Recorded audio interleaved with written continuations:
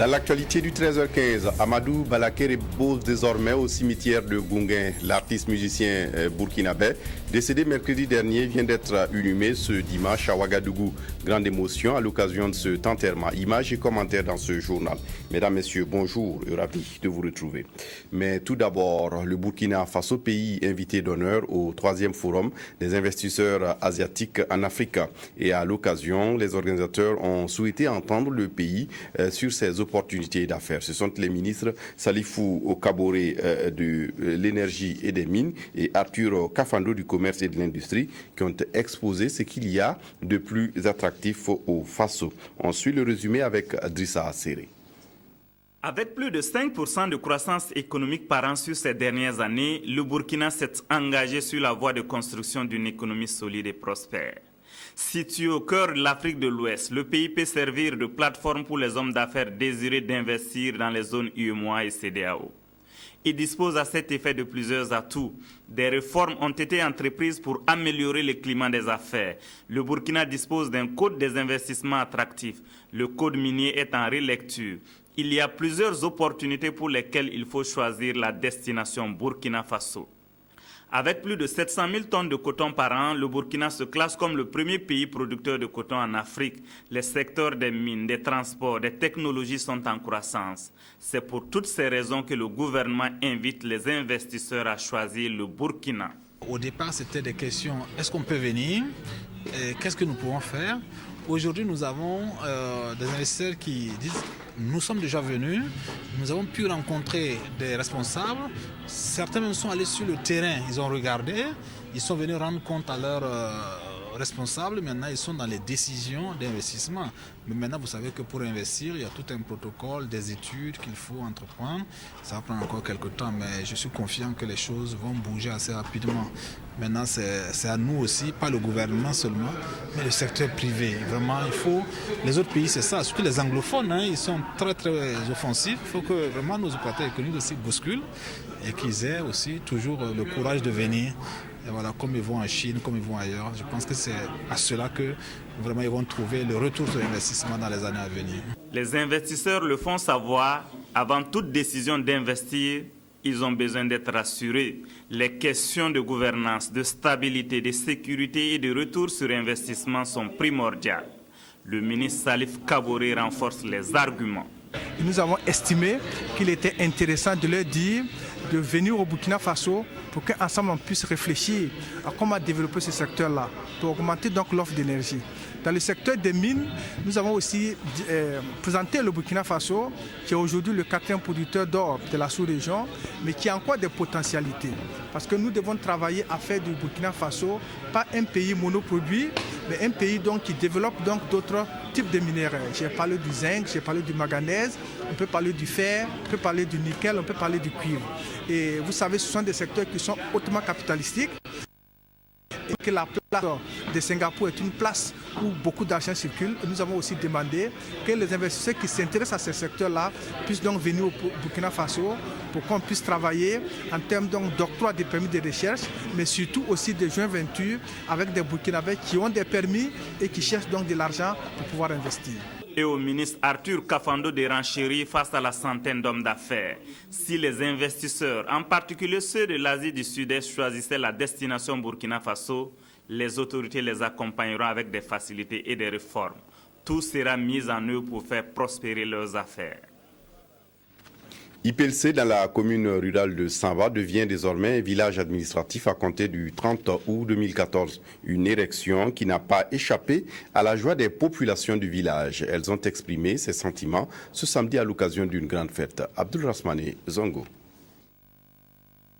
IPLC, jadis hameau perdu dans la nature, a été érigé en village administratif à partir de ce 30 août 2014 suite à un arrêté du ministre de l'Administration territoriale et de la Sécurité.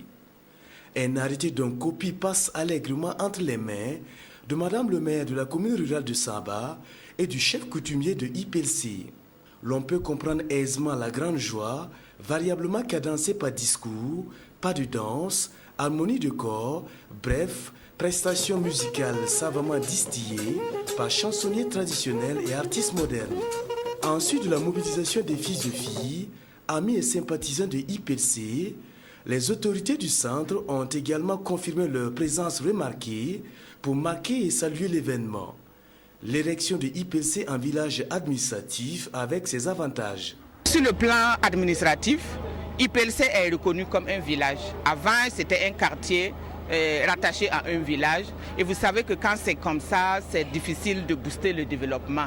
Et toute œuvre de développement qui vient, il faut que le village lui-même décide d'abord, ensuite d'en donner à ses quartiers. Maintenant, tout ce qui est développement, tout ce qui peut être mis au profit d'un village, IPLC va en bénéficier. Les joyeux sentiments liés au nouveau statut du village de IPLC ne doivent pas perdre de vue des défis. Je suis très ému. Les doléances qu'on a souhaitées à nos autorités, d'abord l'infrastructure sanitaire, qui est la première. Deuxièmement, l'alphabétisation qui est nécessaire. Les nouveaux villages, ça manque beaucoup de choses. Présentement, il n'y a pas de bonnes routes, et il n'y a pas d'écoles, on ne parle pas de santé. C'est tout cela. Nous, en tant que les fils des villages, nous, on va faire ce qu'on peut le faire et attendre l'aide de l'État pour nous accompagner et pour construire notre village. Située dans la province du Kourouégo, dans le plateau central, la commune rurale de Saba, précédemment composée de 23 villages, s'élargit désormais à 24 villages avec le nouveau statut de IPLC. Et puis le mécanisme africain d'évaluation par les pairs organise les collectes de données pour l'élaboration de son rapport sur la gouvernance au Burkina Faso. Un rapport que le président du Faso présentera en janvier prochain à Addis Abeba. Le MAYEP qui a réuni les acteurs concernés à Koudougou. Jonas Wemba pour le reportage. Le secrétariat permanent du mécanisme africain d'évaluation par les pairs, MAYEP, du Burkina s'active pour le 5e rapport sur la gouvernance démocratique, politique, économique et de gestion financière. Cette rencontre de Koudougou avec ses partenaires des organisations de la société civile, des mouvements des droits humains, appuyés par les directeurs des études et des statistiques sectorielles des départements ministériels et les représentants des institutions et programmes de développement, va lui permettre de diagnostiquer les modalités actuelles de collecte des données sur la mise en œuvre du programme d'action nationale du MAYEP. Les données collectées vont servir à élaborer un rapport de suivi des progrès réalisés dans la mise en œuvre des recommandations issues de l'évaluation. Nous avons les différents directeurs des services des statistiques de différents départements ministériels qui sont au cœur de la planification de l'activité gouvernementale. Donc, il s'agira pour eux de nous donner ce qui est fait par le gouvernement en termes de recommandations qui ont été adressées au Burkina depuis 2009 lorsque le pays a été évalué dans le cadre du MAYEP. Nous pensons qu'il y a des efforts qui sont faits, mais beaucoup reste encore à faire parce que la gouvernance n'est jamais atteinte. Je dis toujours que c'est une quête quotidienne, la question de démocratie, la question de développement. L'élaboration du rapport permettrait de fournir des informations concrètes pour l'évaluation des activités à l'échelon national et de guider le processus de prise de décision basé sur les politiques publiques prioritaires. Le syndicat national des enseignants africains du Burkina était en congrès ordinaire ce week-end à Ouagadougou, un conclave qui a permis de passer en revue les grandes questions intéressant la vie de l'organisation syndicale, mais aussi les questions d'intérêt national. Plus de détails avec Claudine Bikaba. À ce 36e congrès du syndicat national des enseignants africains du Burkina Sénéabé, des rapports ont été présentés par l'ancien bureau exécutif et jugés satisfaisants, mais du chemin reste encore à faire selon les responsables. Et le nouveau bureau installé à l'occasion devrait s'atteler à faire aboutir les nouvelles revendications qui se résument en ceci. Évidemment, il y a des anciennes revendications qui ont été reconduites. Quand vous prenez par exemple le statut particulier, les militants ont félicité le fait que le gouvernement ait accédé à cette requête, mieux, a même engagé les travaux d'écriture de ce statut. Mais ils ont simplement exprimé leur inquiétude quant à la lenteur que ça a pris. La nouvelle grille que le gouvernement vient de signer avec les structures syndicales, en tout cas, on l'a apprécié à sa juste valeur, mais nous avons également relevé à ce niveau quelques réaménagements nécessaires qu'il faille faire. Il a été aussi question de la nouvelle structuration des groupes d'animation pédagogique qui devrait être mise en œuvre à la rentrée prochaine. Le thème du congrès a été également au menu des échanges. Notre thème, c'est la contribution et le rôle du monde syndical, du mouvement syndical à l'ancrage de la démocratie au Burkina Faso dans un contexte de crise socio-économique voire généralisée. Alors, à travers donc le développement des panélistes, nous avions été instruits, nous avons été suffisamment édifiés sur ce que devrait être le rôle des structures syndicales dans la recherche permanente de la paix. À ce congrès étaient présents les syndicats du Niger et de la Côte d'Ivoire. Et le vœu de tous ces syndicalistes, c'est de se renforcer en s'élargissant à l'UEMOA et à la CEDEAO. Le ministère de l'Aménagement du Territoire et de la Décentralisation informe sur le contenu de la loi portant réorganisation agraire et foncière au Burkina Faso. Une loi de 2012. Que dit la loi sur les collectivités territoriales? C'est surtout ce qui a été expliqué aux participants. Jonas Wemba. Les premiers responsables de la Commission nationale d'aménagement et de développement durable du territoire s'engagent à vulgariser la loi 034 portant réforme agraire et foncière à tous les acteurs du secteur foncier du Burkina. L'enjeu de cette rencontre de Koudougou est d'harmoniser les points de vue sur la dite loi afin de renforcer les capacités des acteurs, car de nos jours, le foncier est au cœur de toutes les sollicitations et de tous les conflits. Désormais, la terre n'est plus exclusive à l'État. La terre, désormais, est partagée entre l'État, les collectivités territoriales et les particuliers. Voici une des innovations majeures de cette loi-là. Les participants, tout en saluant la démarche du ministère de l'Aménagement du Territoire et de la Décentralisation, ont soulevé des insuffisances relatives au texte sur le foncier. Les difficultés auxquelles nous sommes confrontés, c'est comment faire quand nous voulons faire des investissements publics. Je prends un exemple, on veut construire une école, un dispensaire. Où trouvons-nous les terres, les collectivités territoriales? Si c'est un investissement public, une école, un dispensaire, le problème ne se pose pas. Si c'est l'initiative vient de la commune qui fait investir quelque chose comme ça à titre en tant que commune, comment on fait?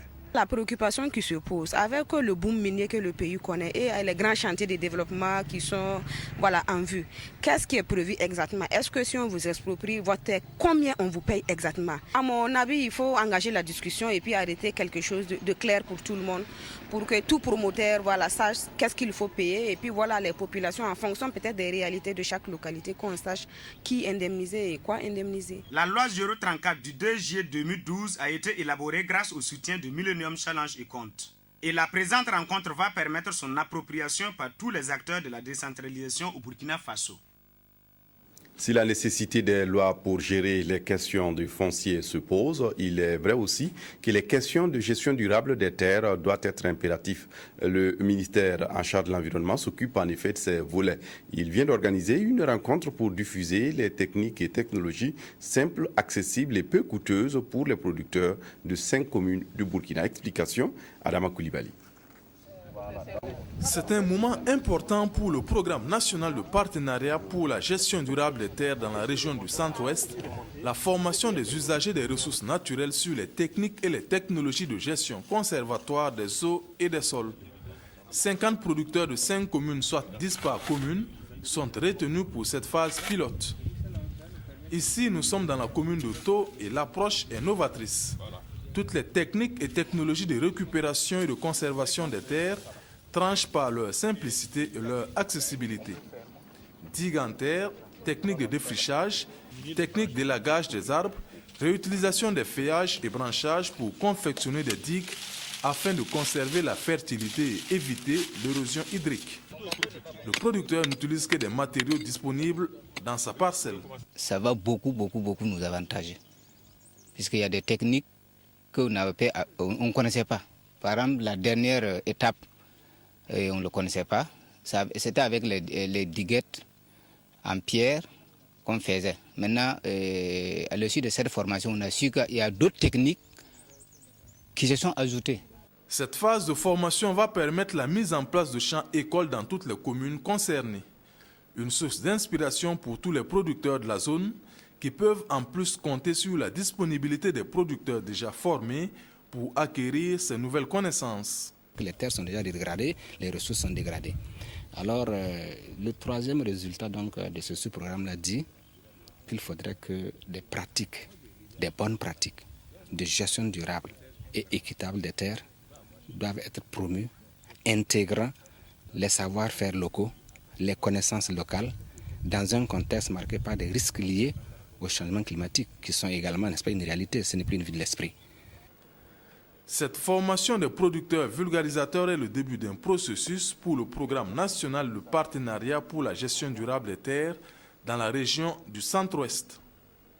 Objectif, inverser les tendances à la dégradation des terres en vulgarisant des techniques de production simples mais vertueuses. Le ministère du Commerce et de l'Industrie sensibilise à Séguénéga dans le Yatenga sur le contrôle des prix. Une séance qui vise à respecter la réglementation des produits de grande consommation. Korotimi Kagone sur place à Ouaguia pour le compte-rendu. C'est la délégation que le ministère de l'Industrie, du Commerce et de l'Artisanat a choisi pour informer, sensibiliser les acteurs du commerce de Séguénéga sur le respect de la réglementation des prix des produits de grande consommation. Au cours de cet échange, M. Abdoulaye Koulibaly, directeur de la concurrence et de la répression des fraudes, explique aux commerçants les règles de la concurrence. Alors, ce que le commerçant doit faire, c'est commencer par détenir une carte professionnelle de commerçant. Ensuite, délivrer une facture lorsque c'est un grossiste, l'importateur ou un industriel. Et celui qui vient acheter aussi pour disposer les produits dans sa boutique doit réclamer la facture lorsque son fournisseur ne la lui délivre pas immédiatement. Le directeur de l'industrie et du commerce de la région du Nord, à son tour, explique aux acteurs du commerce comment se fait la fixation des prix de vente à ne pas dépasser. Pour lui, ce prix s'obtient grâce à une concertation entre fabricants, importateurs et grossistes. Le contrôle qui se fait, c'est pour leur permettre de bien faire leur travail et permettre aux populations de pouvoir acquérir les produits à des prix raisonnables et des produits sains. Donc nous les invitons à respecter les prix qui ont été fixés, à vendre des produits de qualité et à accueillir favorablement les contrôleurs dans leurs boutiques. Nous sommes satisfaits de cette sensibilisation qui nous a beaucoup éclairé sur la réglementation des prix. Nous voulons que cela se répète. Nous les commerçants, notre problème, c'est la douane, les impôts et les taxes. À la fin de cet échange, cette délégation du ministère de l'Industrie, du Commerce et de l'Artisanat a invité les commerçants à garder sur eux la quittance, la carte de commerce et les factures afin de faciliter le contrôle des prix. À Bobo du Lasso, dans les Hauts-Bassins, l'Association pour la promotion de la femme et des filles mères en difficulté informe ses membres sur le cancer du sein et de l'utérus. Une séance qui a permis de prendre conscience des dépistages précoces de ces deux pathologies. Christine Koulibaly. Le cancer du sein, quel comportement pour réduire les risques? Plus d'une femme ignore la réponse à cette question. C'est pour réduire ce vide informatif que se tient cette séance d'information et de sensibilisation au profit des membres de l'Association pour la promotion de la femme et des filles mères en difficulté. En français accessible, le conférencier a défini la maladie, ses manifestations, mais surtout les gestes préventifs. Il s'agit notamment de se faire dépister à temps. Si on a le diagnostic précoce, on peut en tout cas éviter le cancer. On va en tout cas enseigner à ces femmes-là les techniques de l'autopalpation. Cette autopalpation va permettre de poser le diagnostic précoce, ce qui éviterait un lourd traitement et la catastrophe. Le choix de l'association de joindre ses efforts à ceux déjà existants pour lutter contre cette maladie n'est pas fortuit. On a eu des cas même au sein de l'association et finalement ces derniers sont décédés. Et c'est partant de là qu'on a décidé d'organiser Et après, on va voir le parrain si que, en tout cas, nous pouvons organiser des séances de dépistage. L'association pour la promotion de la femme et des filles mères en difficulté existe depuis 2004. Et comme son nom l'indique, elle se bat pour l'insertion socio-professionnelle de ses membres, notamment les filles mères, par l'octroi de microcrédits et le paiement des frais de scolarité. Je vous le disais en titre, Amadou Balaké repose désormais au cimetière de Gounguin. L'artiste musicien burkinabé décédé mercredi dernier vient d'être inhumé ce dimanche à Ouagadougou. Mais avant hier dans la soirée au Sénaza, le chanteur burkinabé a été honoré par ses confrères artistes à travers un concert. Amadou Balaké aura marqué des décennies durant la scène musicale burkinabé et de la sous-région. L'artiste s'est illustré à travers des titres comme Baya Mapuka, Makonion, Mousso, Mami Wata, Abidjan, Taximan n'est pas gentil, et j'en passe. Et le titre Abidjan n'est pas gentil lui a valu un disque d'or de la radiodiffusion télévision ivoirienne RTI en 1982. Zalissa Sanfo. Amadou Balaké, tu vas nous manquer. C'est le sens de toute cette cérémonie d'adieu ce soir à l'artiste. Parents, amis, connaissances et collègues de scène ont chacun à leur manière rendu un dernier hommage à l'illustre disparu. Pour eux, Amadou Balaké s'en va, mais ses œuvres et ses souvenirs resteront à tout jamais gravés dans leur mémoire. Quand vous voyez son parcours, vraiment c'est un parcours éloquent. Et je crois que c'est quelqu'un qui a travaillé et qui nous a donné quand même, qui a tracé une route pour nous les jeunes. Quand vous écoutez sa musique, c'est la musique des terroirs.